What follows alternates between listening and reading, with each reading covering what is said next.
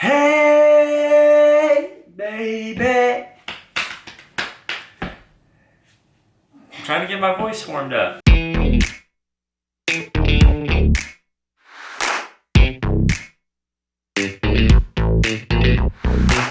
Tell everybody, everyone we know, we ain't got time for that today. 'Cause we got somewhere we're about to go. Big dreams that take us far away. Here we go, we're taking off, and we know we can't be stopped. Tell the stars we're coming up. Blow it up like camera rays. I don't know how to start this. Did you eat all the Doritos? Yeah. Sorry, there's only one bag. Just found Maddy's slippers. They aren't Gucci slides, but they got fur, but they got fur, but they got fur. Apple bottom jeans, slides with the fur. What? I'm trying to focus. Hey guys, my name is Noah Herrin. I'm 24 years old, and today I am gonna share my story with you guys, if that's cool. I grew up in Tampa, Florida, and Tampa, Florida, my parents, they were pastors there in a really awesome church, big church.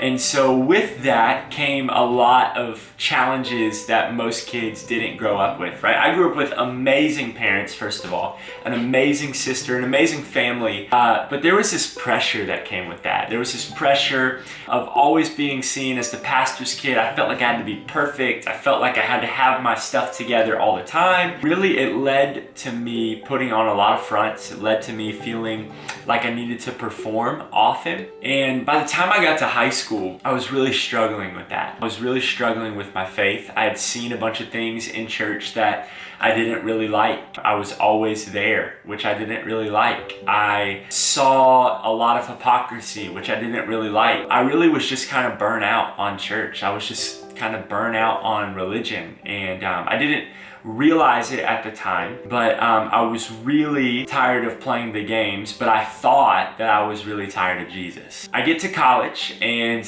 college, I had a lot of fun in college. I did. I had a lot of fun in college. It really wasn't smart. I look back on my time in college and I see that there was a really big hole in my heart. I felt empty. I really felt like I was missing something, and I was trying to fill up that emptiness. I was trying to fill my life with anything that I could that would give me some type of satisfaction, some type of pleasure. That led to me struggling in relationships. That led me to becoming addicted to pornography. I struggled with a lot of things behind closed doors that nobody would have known, because again, I was good at playing the game. I had done it for a lot of the time that I lived in high school and went to church. I was good at acting. Eventually, it kind of pinnacled in this third year of college for me, my junior year of college, where I was struggling with addiction. I was struggling with relationships. I was struggling with these other issues behind closed doors, and I really got to this place where I was depressed. I was struggling with what's the point? What's the point of life? What's the point of this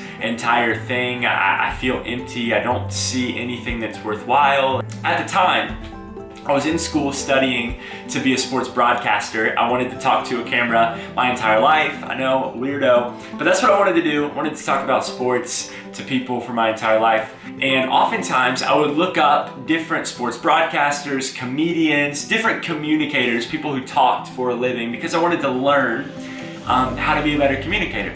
And so one of my friends, he sent me this clip of a pastor named Pastor Judah Smith from Seattle, Washington. Maybe you've heard of him. If you haven't, you should check him out. He's an amazing, amazing man. He sent me this clip and he was like, hey bro, I know you don't really like vibe with the Jesus thing, but you should watch this clip. This guy's hilarious. I think you would love him. He's a great communicator. I was like, sweet, awesome. Watch this 3-minute clip. I did. I thought he was hilarious. I was like, this guy is so funny. I've never seen a pastor so naturally funny. So I began to look up his messages on YouTube, because I was like, I just need to see some more of this guy. There's something about him. I'm attracted to his communication style. And I clicked on this video, the first video that I ever clicked on from him. It was this video called Jesus Turned Around. And it was a message that he had done several years ago. and it was uploaded by someone random on YouTube. And I sat there for 42 and a half minutes and watched the entire message. And 42 and a half minutes later, I was laying in my bedroom, just weeping, just completely beside myself, weeping uncontrollably. My roommates, I don't know if they were home or not, but if they were, they probably thought I had just gotten dumped or something. The message, it shook me to my core. This simple YouTube upload sparked something in me that I hadn't felt ever in my entire life. Basically, Pastor Judah's message was from this passage of scripture where there's this woman who she's an outcast in society. She's seen as unclean. She has this health issue where nobody wanted to be her friend, where nobody wanted to talk to her, where she had constantly had expectations on her that she could not meet, that she felt shame. She didn't feel a part. She felt broken. And she got so desperate when she heard about this man named Jesus that she fought through this crowd just to touch him, believing that if she could touch him, that she might be healed. When she did touch him, she actually was healed. It's this crazy story, this true story. And Jesus, he turned around when it happened and he said, "Who touched me?" And the disciples, his friends, they're like, "What do you mean? You're in this crowd of people. A ton of people could have touched you." And he was like, "No, someone touched me, and I felt it. I felt someone be healed." The passage, or rather, the message that Pastor Judah shared, called Jesus Turned Around, talks about how the woman, when he turned around and asked, "Who touched me?" how she probably reacted very fearfully, because her entire life, when someone turned around, it was always to condemn her, it was always to shame her, it was always to bring up the issues that she was going through. But how Jesus actually turned around to love her, that Jesus actually turned around to show his grace and to accept her and to put his arms around her and to be with her. As he began to preach this message and share this story, I realized that I was that woman too. There were so many things in my life and in my heart that I was struggling with, and deep down I was ashamed. Deep down, I didn't want anybody to know. Deep down, I didn't really feel like I was worthy of love. I didn't feel like I was worthy of community or relationship with anybody, let alone the creator of the universe. And it was this moment in my room all alone where the presence of God just flooded my room, where I felt like I saw Jesus face to face for the first real time in my life. I realized that I had spent my entire life trying to work and earn and be accepted by people and by God when I was younger, living at home, and that I never felt like I was worth it. I never felt like I was worthy. And in this message, I realized that I wasn't. In this message, I realized that I am not clean, that I do not deserve it, that I could never earn it, that I have messed up so much, and I still keep messing up every day. But in this message, I realized that I still had hope. And I realized that Jesus, he loved me not because he didn't know about all those things. He loved me through all those things. That when I couldn't reach God's standard, he came down to me and picked me up out of the mess.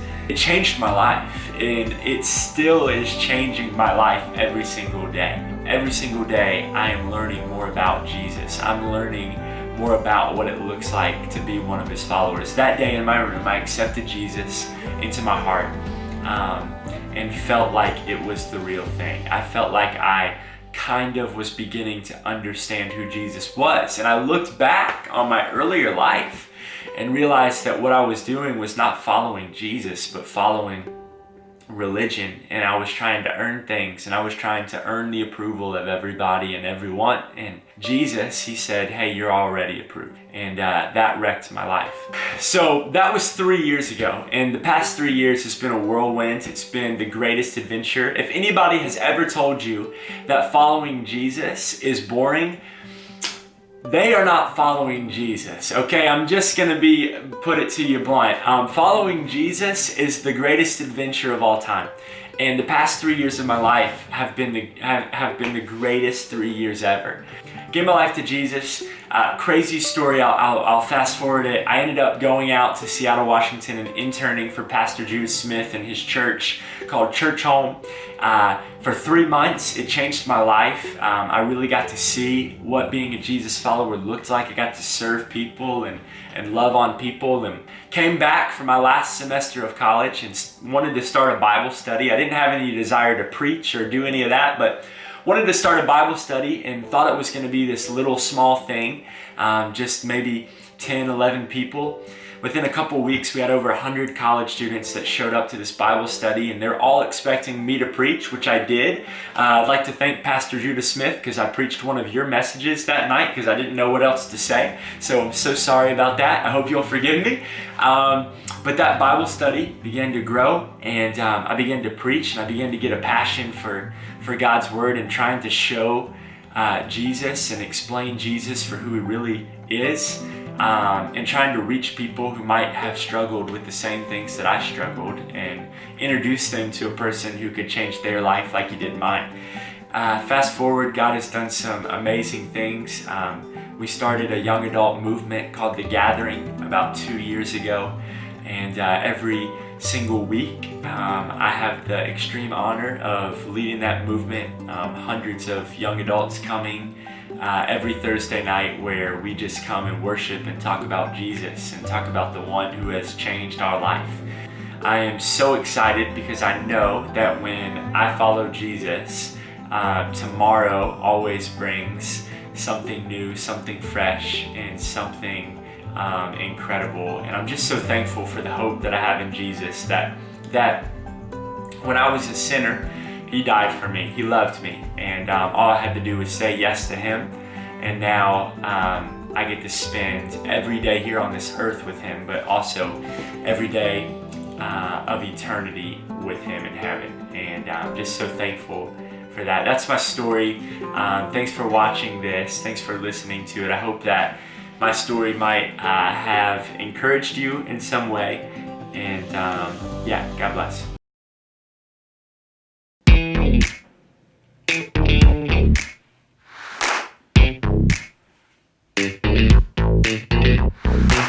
Tell everybody, everyone we know, we ain't got time for that today. 'Cause we got somewhere we're about to go.